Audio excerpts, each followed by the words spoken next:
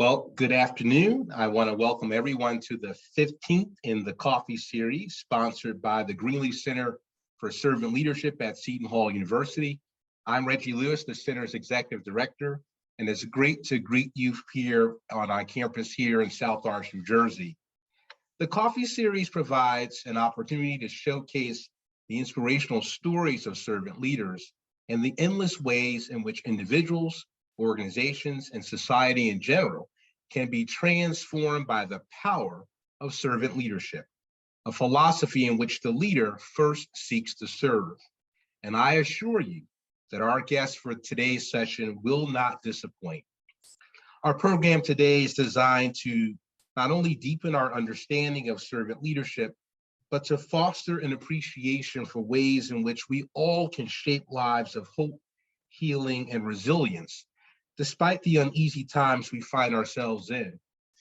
This is why the Greenleaf Center has spent the last 50 plus years promoting the awareness, understanding, and practice of servant leadership. In addition to our webinar series, the center's signature programs include supporting research to advance servant leadership, online learning opportunities for professionals seeking to apply servant leadership in the workplace. We also expose high school students to the notion of first seeking to serve through our Next Generation initiative. And last fall, we unveiled an annual lecture that brings together thought leaders and issue experts to address significant societal challenges confronting our nation today. Let me also thank Wells Fargo for their generosity and being our sponsor for today's program. Thank you, Wells Fargo. Allow me to now do a proper introduction for today's distinguished guest.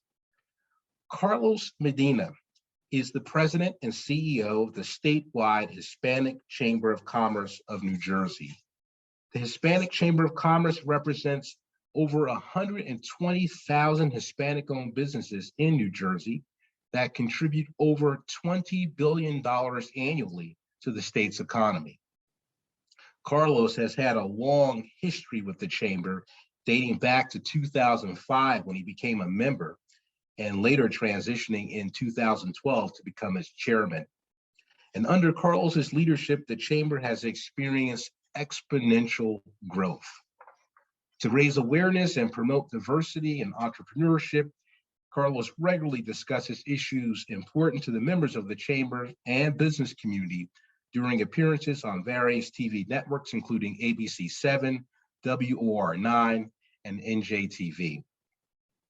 He is also currently the president of Robinson Aerial Inc., a firm specializing in mapping and engineering with a long and rich history in New Jersey.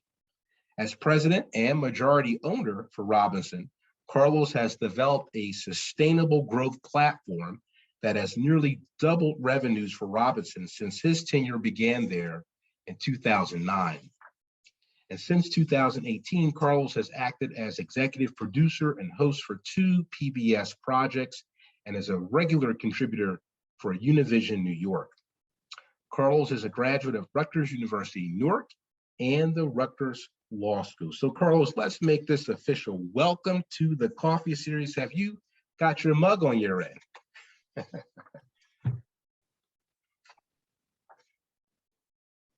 All right. All right, let's begin. It's so good to see you today. Let's begin with you telling our audience what it was like growing up in Hudson County. Was it Guttenberg, New Jersey? Yeah, Guttenberg, New Jersey, a tiny little town nestled between West New York and North Bergen. So what was it like growing up there? It was interesting times because it was starting to become a more diverse community. So there were more Hispanics, but there were still a lot of Italian, Yugoslavian, I remember, Irish immigrants. So it was really a melting pot.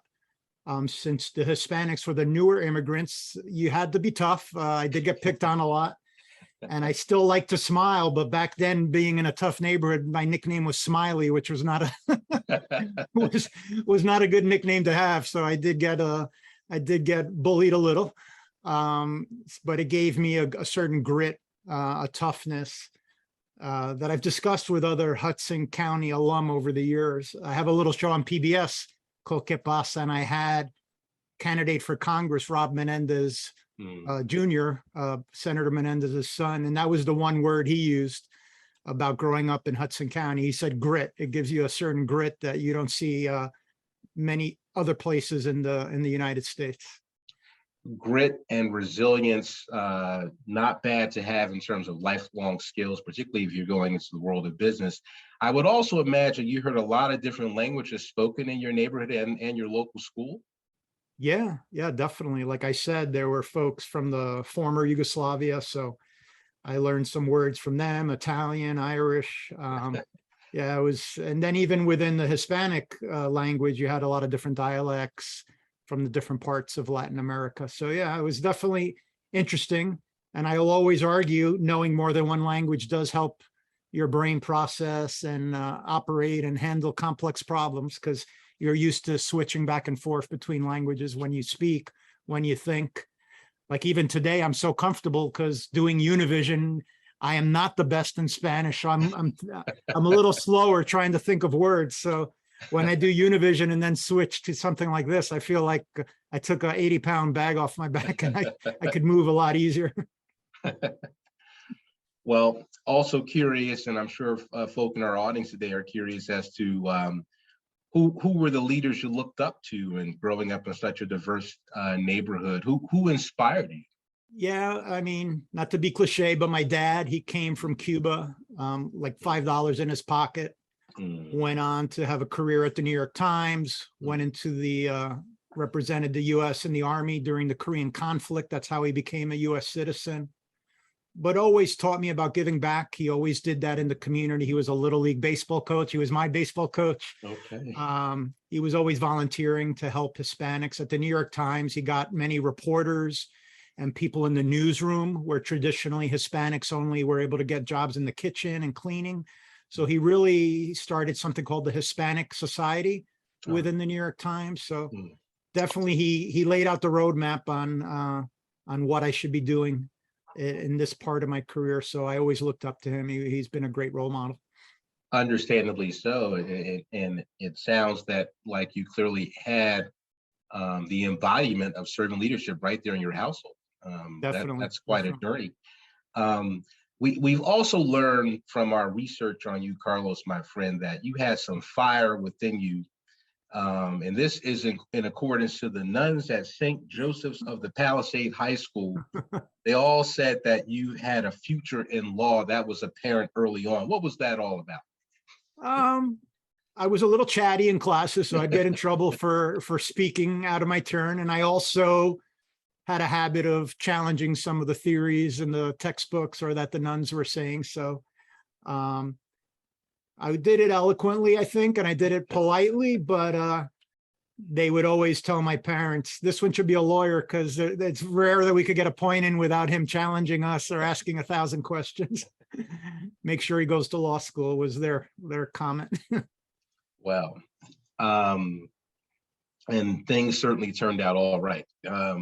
We're going to shift over to career highlights and significant milestones. And we'll start by reminding our audience that in addition to your work at the Chamber, you also running something called Robinson Aerial Survey. So you're a highly successful surveyor in the state of New Jersey. Give our audience a quick thumbnail sketch of the kinds of services provided by Robinson. I understand in addition to surveying, you all conduct aerial photography, topographic mapping. What's that all about, and why is that critical today? Sure. Our bread and butter is still the aerial mapping. So what we do is we used to have a plane at one time, but you take photographs in different angles, and nowadays it'll be delivered in a hard drive. So we still sub-consult the flight. So that we give somebody the flight lines, fly Perth Amboy, and do it on, do 20 lines. And then we take those 20 lines and turn it into one huge map using geographic standards, GIS, to know where the photograph is, where the features are. Basically, we create maps. So we're map makers. And then an engineer could take that map and design over it. So he'll know accurately what's on the ground. Here's a manhole cover I got to avoid. Here's a curb. We got to put a curb, a cut in here because it's handicap accessible. So as our infrastructure is improved, which is in dire need in the United States, mapping is the first phase of a project. We've done Pulaski Skyway. We've done some major projects for the tri-state area, and mapping is the first phase. And yeah, it's nice to see your work actually turn into something tangible. And in light of the recent investment at the federal level with respect to improving our infrastructure, I would imagine you all are optimistic about the direction we're now moving in with respect to, what are we talking about? Decades of deferred maintenance? Decades of deferred maintenance. That's accurate. I mean, I think, I don't want to say the number, I can't recall, but I believe it's hundreds of bridges that have been deemed a safety hazard just in this region. So we're way behind other countries in infrastructure, you know, whether it be train service, upgrades, and things of that nature. So yes, an investment with so many people in the tri-state area, I would say this part of the country really needs it. And we pay our fair share in taxes. We do. I think I was with Congressman Gottheimer recently, and he called other states the what was the word he used? But the other taker states, because we give, for every dollar we give, we maybe get 60 cents back. But some of these states in the Midwest, they give $1 and they get 4, which isn't fair. Right. You know, so we're basically building their roads and bridges, and we're, you know, we're such a contributor to the nation's revenue because of our tax base. New Jersey is one of the largest in the country. And then we have infrastructure problems, and yet we're not getting our fair share. So it's a struggle. And I know our elected officials are trying to change that narrative as much as they can.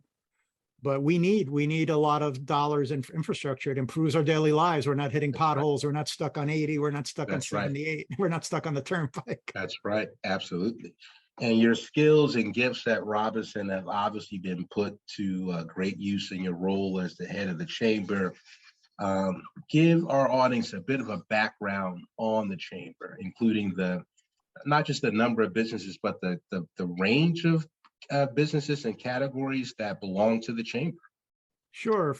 Chamber was founded in 1989. It was actually Governor Tom Kean who then approached 3 business leaders in the Hispanic community and recommended, they each had small chambers. He asked them to combine and become a statewide chamber representing the entire state.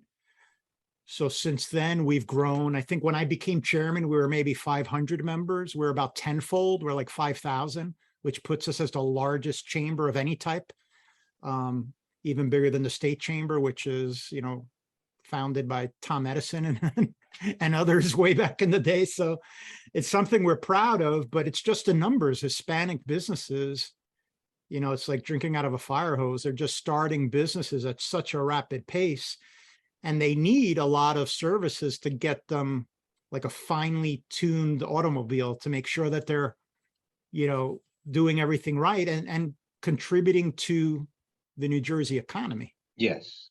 The last time we had a recession, national figures show that businesses were closing. They were probably closing, you know, 1 to 8%. And Hispanic businesses were growing about 10%. So that's what dug us out of the last recession. I would argue that's what's helping us now in what you could call the COVID recession that we're having. Yeah. We don't have the luxury of closing up and trying to survive on unemployment. We're going to go out there. We're going to work 3 jobs. We're going to, you know, take care of our employees. We had a lot of members during COVID that fed all their staff so they wouldn't have to go home. They wouldn't have to travel and put themselves at risk. So they would either sit down or they would give them a doggy bag with food to bring home to the family. So we make it work. And it's all, you know, New Jersey benefits out of that hard work. And we over-index in the labor market. Hispanics are the #1 category. We over-index based on our population and our percentage in the workforce. So the country's facing a shortage of workers, and we have hardworking folks. So it's a pitch for a controlled and logical immigration policy, which I know we've all asked for over a decade. And we had what we thought was a bipartisan solution many years ago, and it didn't get pushed through. So it's important. It's very important because Absolutely. we Ab- need people to man the shop and run and Absolutely. keep the engine running. Absolutely. And we all feel those shortages as consumers in terms of longer waits and delays. Just curious if there are particular sectors that you've observed where there's been tremendous growth over the last 5 to 10 years across membership of the chamber. So what sectors in particular in New Jersey are you watching or observing growth? You know, as our members become more sophisticated, I've seen more professional services. So a lot of CPA firms, a lot of law firms, engineers, contractors, and then food is always big, Yeah. partially because it's good food, right? So, but a lot of restaurants. We had one member who added 2 locations right in the middle of COVID, which is amazing. So as people are claiming that everybody's shutting down and the sky's falling, we have individuals taking advantage of a market that might be soft and going in and picking up properties, picking up leases that maybe are being abandoned and they're subleasing. So there's always opportunity for somebody that's willing to work hard in the United States, as long as they put their nose to the grindstone, so to speak. Absolutely. Say more about that importance for us here in New Jersey in terms of ensuring that Latino businesses thrive in particular, because there are some unique contributions offered by members of your network. Yeah, Bank of America did a study and they're using figures that are 3-4 years old. They're actually going to put out a new study later at the end of September. But the study looked at some of the larger, what they call Hispanic GDPs, the gross domestic product that Hispanics in a particular state contribute. So New Jersey was 5 in the list of the United States, and they're saying that Hispanics in New Jersey contribute 97 billion annually to the GDP in New Jersey, which is a number that I knew it was high. I had no idea it was that high. Wow. And it'll certainly be over 100 billion in a week or so when we hear the new numbers. So it's just follow the statistics. It's a thriving community. Home ownership is growing tremendously in the Hispanic community. The dollars stay generally in New Jersey, stay in home ownership. And when you have home ownership in communities, because there's some communities like Newark, for example, I think the home ownership is like 70% reside outside of Newark. So they're landlords. A landlord's not going to take care of a home and beautify it the way that somebody who takes pride and they put the flower pot. And I envisioned growing up the people with a hose. I don't know if you remember hosing their sidewalk or hosing the driveway. Absolutely. These are little things that add to that flavor of a community. So you're not going to have that with absentee landlords. But when you're a homeowner, you're going to improve a community. I was on a task force in Trenton, and the police chief, that was one of his comments. They mentioned a community that had crime statistics had really dropped. And the group asked, what is it? And he mentioned, it goes, there's more Black and brown homeowners now in this part of Trenton, where before it was all absentee landlords, and now the community has become safer. They're looking out for each other, the neighbors, and it's just a thriving community because of home ownership and the pride that these communities have in their house and their home. Home ownership equates to having a stake in that area. Exactly. The chamber is having an enormous impact on a number of levels across the state. Are there particular initiatives or major examples of work that you'd like to share with our audience with respect to the reach of the chamber? Yeah, I'll mention, because of COVID, we partnered with the New Jersey Economic Development Authority to assist our members with the payroll protection plan monies, which ended up being a grant. Most of the money was forgiven if you were able to show, what loss you suffered during the pandemic. But we helped over 350 of our members apply for that and successfully get a lot of money. We also helped them with emergency injury disaster loans. Some were of those state specific, Carlos? Those were specific through SBA. Okay. So you did a federal application. There were some EDA specific that we also helped people get into the portal, because the money got exhausted very rapidly, some in a matter of hours once you got into the portal. We had workshops. We showed folks how to do it. the beauty of our chamber, and it's true for other chambers, especially diverse chambers, was once one individual learned how to do it, let's say a beauty salon, she then told 10 of the local beauty salons to come over, to jump on Zoom, and taught them how to do it. So it was like we taught one person, and then it went out and they spread it to all their colleagues and competitors. They didn't care if they were competitors. They just wanted to help each other. So it's a very satisfying feeling to see that. And we continue to do our entrepreneurship training. We have classes called Hispanic Entrepreneurship Training, and one that's only for women called Latina Entrepreneurship Training Series. We use the acronym of LETS. Wonderful. Yeah. Very nice.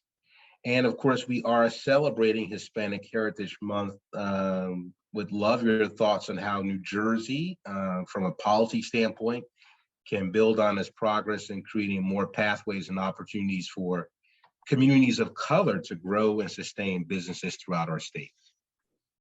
Yeah, what I will constantly say is we just ask for a seat at the table. Mm-hmm. And I believe with this administration, they've listened to us. And that's all. At the end of the day, they can't always answer all your questions, or if you give them a list of 10 things you hope can happen, you hope 5 could get done. Mm-hmm. But you want to feel like your opinion is important, and that the governor and Trenton and the legislators understand that, respect you. And I feel like we're in a good spot in that regard. For example, when some of these monies were being distributed, we asked for micro businesses under 10 employees be included, and the governor's office did put that language in the bill, which enabled many of our members who would not have been eligible to be eligible. So we're not asking for charity handout. We just want to be at the table. In business, when you're bidding on a project, the more bidders you have, generally, business 101 means you'll realize a better price because you create competition.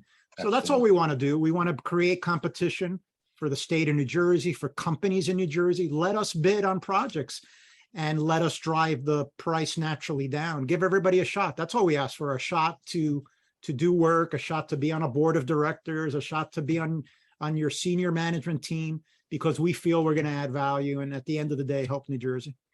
Absolutely. And among the things that I admire about the chamber with respect to ways in which you add value is just the importance you all place on serving others. Expound on the chamber's values for supporting healthier and more economically vibrant communities. It's a part of your DNA.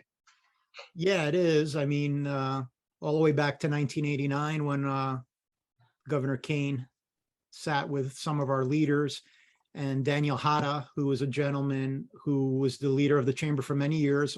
He did it all while being wheelchair bound with a certain physical ailment. So amazing that he went around, his wife would drive him in a special van and he would go to the meetings. Again, a perfect role model for what a servant leadership is. Always putting money or money that goes to the chamber second. We want results. A lot of what we do with new sponsors, when they call us and they're kind of unsure, we say, we'll work with you at no charge. We just want to show you we're going to deliver results. And if you think we've done a good job, you're going to try to help our members and help us continue what we're doing. And we've been very successful kind of flipping the chamber roadmap. A lot of chambers come in and we have a reputation for asking a check, leave the lunch. I want a commitment that you're giving me $1,000, $2,000. We never do that. We show them the options, but we always try to offer an option that's no cost. Come to our event for free. We want to meet some of our members. You offering something that's valuable to our members, so certainly we'll give you that audience. So again, we never let money be a driver, to the point we'll even turn money down if we feel if it's from an organization that doesn't align with us, or that our accepting the money may be perceived as an endorsement of that company's policies and the way they do business. So we've turned money down if we just don't feel like slapping that big logo on one of our events. People are going to say, why did Carlos align with this organization? We really don't respect them. So we'll turn down money because we're looking long game. We're not looking at a short-term game. We're looking for the very valuable reputation that the chamber has. That to us is great. And I will say, it didn't hurt that I had grammar school and high school at a Catholic organization. So servant leadership was was hammered home or with a ruler hammered home every day. So I try to live my life with many of those tenets still in my mind.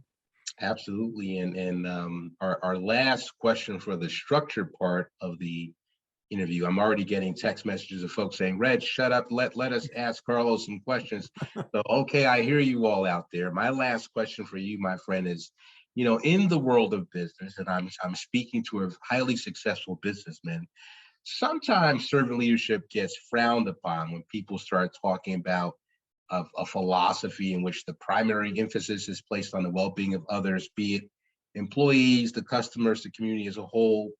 Some have even gone as far as to say, hey, that's soft. What do you say to all that, Carlos? I think that for me personally, being a servant leader has put a lot of opportunities in front of me that I would not have had but for my giving back to the community. And I'll give you a very concrete example. I worked with my chamber hat with the Blue Cross Blue Shield of New Jersey, Horizon Blue Cross Blue Shield of New Jersey. I became very friendly with their CEO, who at the time was a gentleman named Bob Marino. Bob and I would do coffee, we would do breakfast, and he would lean on me and ask me a lot of very good questions about politics, about perception of Horizon, to the point at one of our meetings, I asked him if he would consider, I didn't see a lot of diversity on his board. And like a light bulb went off. He said, oh my God, Carlos, that's a great idea. Within 2 months, I was on the board. That's a paying board. I would never have had that opportunity had it not been for those meetings, albeit those meetings I was doing on my own dime. The chamber had no way of paying me and I wasn't expecting any remuneration for the work I did. But it could have been, I'm religious, so it could have been God looking over me and saying, okay, Carlos, you've been doing this for 10 years for the chamber here. We're going to throw you a bone. But I really believe in karma, that if you do good and you put good out there, good will come back to you. I see it over and over, often in a business setting.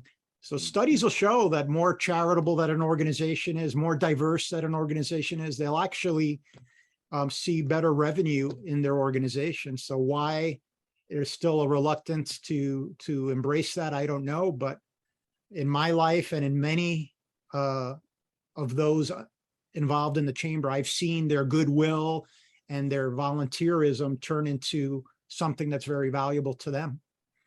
Excellent. And it's so important to hear that from individuals like yourself. Of course, we could talk for another hour or so, but I'm going to hand the Q&A portion of the program over to my colleague, the Center's program manager, Ms. Priscilla Phoebus. Thank you, Reggie. And again, thank you, Carlos, for being here. We have a lot of great questions to go through, so hopefully we can get to them all. The first one is, so the state is making large investments in the offshore wind sector, along with targets for minority business, contracting, and employment. Is the chamber examining opportunities for their business in the offshore wind supply chain? Yes, we are. And we've partnered with, what's the name? I'm going to draw a blank on the on the energy company that we partnered with. But we did work with both EDA and with one of the offshore companies. I hopefully will remember in the next couple minutes. And we've done some webinars.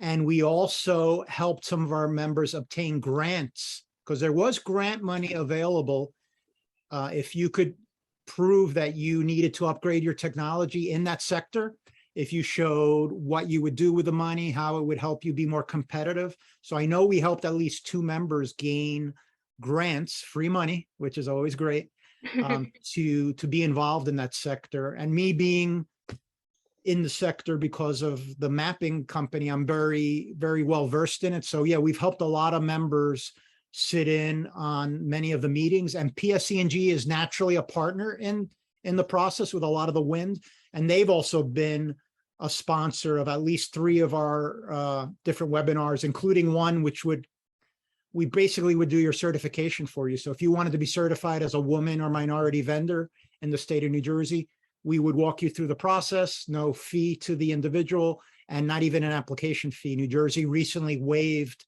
that minority and woman-owned business certification fee because of COVID, but they haven't talked about bringing it back yet. So right now, It's free, and we'll walk you through, collect all your bank statements and letters of incorporation, whatever you need, and we'll help you with the application. Wow, that's great. So I would recommend to the person asking to definitely follow the chamber's social media and everything, to go to those webinars and stay up to date Definitely, with the definitely. wonderful opportunities. So our next question is, what attracted you to the chamber to begin with? When I first joined the chamber, I wasn't a very active member. I probably was on the bottom half of the activity and getting involved. But when everything kind of started becoming a crisis because Dr. Hara became ill, we didn't know he was so ill. He ultimately passed away, and we faced about a $300,000 debt. So a lot of folks wanted us to bankrupt. But in that crisis, I guess something in me, my fighter, maybe the Hudson County, I started taking all the calls. I said, just direct them all to me. We had one hotel, we owed $40,000. We had an event, and I'm not sure exactly what happened, but as we were paying other bills, our bank account was at zero. So I just negotiated, and that kind of ignited a passion in me. It's getting my hands really involved in the chamber. I was able to better see the value and how many people counted on it, and really push back on the individuals that wanted to bankrupt it. To the point I went to an attorney, even though I am an attorney, just to give me an opinion. And there was 10 of us. I said, we owe 300,000. If you want to bankrupt it, we all got to write checks for $30,000 because we're a fiduciary of the chamber, which nobody wanted to do. So we rolled up our sleeves, got involved, and that really got my passion reignited for the chamber, where before, since it was an autopilot and Daniel was doing so much of the work, I didn't have to. But seeing the people that it was impacting and how some would be losing services really motivated me to get more involved, and to become, at that point, there was a internal debate on would somebody become the chairman, because although we lost our president, we did have our chairman, but he was in his 70s and people were calling him. He was getting a little overwhelmed. So I first became chairman, and I was really both chairman and president, but I did it as a volunteer for the 10 years until we got stronger, which we are today, very strong, knock on wood. But I would say it was getting in that nitty gritty and fighting that reignited my passion for the chamber. Definitely. And it's amazing what you guys are doing today. So our next question is, what are ways in which we can celebrate Hispanic Heritage Month? It's just recognizing the numbers and really spreading that. We try to do at the chamber, and as part of the show that I am on PBS, just showcase Hispanic role models. We like to do on the show and even on social media at the chamber these did you knows. So, it could be statistics. Did you know there's 120,000 Hispanic owned businesses in New Jersey? Did you know the Hispanic GDP is 97 billion? So I'm trying to give folks tools. So when they're in a conversation and somebody's like, why do you need a Hispanic chamber? Why did the governor give you guys this EDA money and not us? So people could better answer that. Helping a small business, helping a Hispanic business just means they're going to double their revenue, pay more taxes, and it goes to the states. So it's a good thing. It's not a negative thing, but sometimes it's a little hard to get through to folks. But it's important. We're a large, we're by the last census, 22% of the population, again, using old data. So I would guess today we're probably 0.25% of the entire state is Hispanic. So it's just a reality that we have to face. It's either work with us and both of us grow together, but don't necessarily commit the same error that others have done. When Italian immigrants came in, when Irish immigrants came in, they were always the bane of everybody's existence. You see the sign still, no Italians apply here, no Irish. We're going through the same thing. So it's just a matter of time where people realize, the value. So it's just having facts and showing the value that Hispanic businesses have, and celebrating very fervently during the Hispanic Heritage Month, but celebrate it all year round. I was working on a project that probably won't be done by October 15th. And it was originally a Hispanic heritage project, but my partner, a very philanthropic corporation, said, we'll do it in November. It doesn't matter. And they understood that you could celebrate Hispanic heritage all year round. It doesn't have to be within this, half month in September, half month in October. Yeah. It's always funny the way those dates worked. People ask, It how did that confuses folks. I mentioned to somebody an event in October and they told me that's the end already. There's no, I go, no, it's the 15th to the 15th. So Yeah. constantly just educating, again, very non-emotionally, just giving folks facts that they could use and process the way that they need to be able to defend their position or not defend their position. Definitely. So our next and probably last question, because we can't keep you here all day long, is what would you say to young people that want to start their own business? Talk to a chamber. It doesn't have to be ours, but certainly ours is valuable, or talk to your Mhm. local county chamber to get an idea. They could be a reference point. They could give you data on what's going on in your county, in your town. So you're better able to. Census has a lot of free information available online or at your local library, which could really be a starting point. You know, before you want to sell hot dogs in XYZ town, make sure that there's a market for that. Mhm. We could help with that, and other chambers could help, knowing there's a demand for your product. And then take a class before you go full in, and make sure it's something you really love and have a passion about and you're not dreading to do, which is 90% of our entrepreneurs. They're quitting a job because they're unhappy and they want to follow their passion. So make sure that it's something that's viable. Talk to somebody, and make sure you have mentors and friends that you could use as a sounding board. And that's what we want to be at the chamber. You know, we'll listen to your business plan, we'll critique it, we'll offer free one-on-one counseling from lawyers, from CPAs, but really make sure it's a passion that you're going to be able to, because it's being an entrepreneur is a lot of work. There's a lot of sleepless nights. There's a lot of thinking of payroll that you have to meet. You have families that are relying on the paycheck that you might give to the employee to feed the family. So it's a big decision. So it's one that should be taken carefully and given the amount of research that it really deserves. Definitely. Well, thank you, Carlos. We are so grateful that you joined us today for our Coffee with webinar series, and we hope to have you back one day. Who knows? Because there's definitely a lot to learn from you. Great. I want to join Priscilla, Carlos, in saying thank you so much for reminding us about the importance of growing together and making room for everyone at the table, and certainly celebrating Hispanic heritage and all the ways in which your culture has enriched us all. We should be doing it throughout the year. So we definitely look forward to being in touch with you in the near future. And Priscilla will close us out with a few announcements for the center.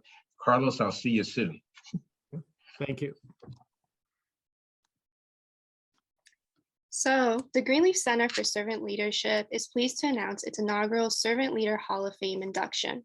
The ceremony and reception will recognize high-profile individuals and organizations that are committed to the well-being of others, resulting in benefits to individuals, communities, and organizations and society more broadly. The 2022 Hall of Fame inductees are Val Ackerman, Commissioner of Big East Conference, Richard Pieper, Chairman Emeritus of PPC Inc., Jack Lowe Jr., Chairman Emeritus of TD Industries, Cassidy Walters, Ripon College student, Milwaukee School of Engineering, St. Joseph's Health, TD Industries, EMC Insurance Companies, and Seton Hall University. Awardees will be recognized at the center's ceremony and reception from 6 to 8 p.m. on October 18th at Bethany Hall in Seton Hall University. For more information on tickets and sponsorship opportunities, you can visit our website, greenleaf.org, for more information. The center is excited to present its second annual public policy lecture featuring Dr. Torian Easterling, the Chief Equity Officer of the New York City Department of Health. Continuing on our 2021 lecture theme, A More Just Society, the 2022 lecture will allow the examination of key healthcare policies and approaches that address the needs of economically disadvantaged and marginalized communities. Registration is open for our webinar guests today by following the link or QR code on the screen.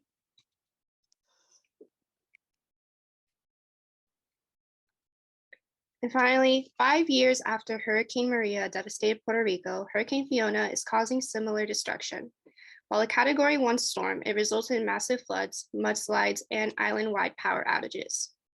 One way of celebrating Hispanic Heritage Month is by helping those in need. The following organizations are accepting donations to fulfill different needs across the island. Comedores Sociales de Puerto Rico is a community kitchen that works with a wide range of mutual aid groups to feed anyone in need in Puerto Rico. and they are currently receiving donations via PayPal. You can look them up to their websites for more information. Taller Salud is a Puerto Rican woman-led nonprofit, and they are also accepting donations of non-perishable food, adult and baby diapers, gallons of water, toiletries, and more on the island, as well as monetary donations to help the locals access these necessities. Ayuda Legal Puerto Rico helps provide information and access to justice in Puerto Rico. They offer workshops to help Puerto Ricans make FEMA requests, and you can support this work by sending monetary donations through their PayPal. And finally, Animal Lighthouse Rescue is raising money to repair its sister shelter in Puerto Rico, El Faro de los Animales, which was damaged in the hurricane. Dogs can also be found for adoption and travel to New York City once they find a home. And more information and alternative ways can be found online through various websites. Thank you everyone for joining our webinar, and please make sure to take our survey as you begin to log off.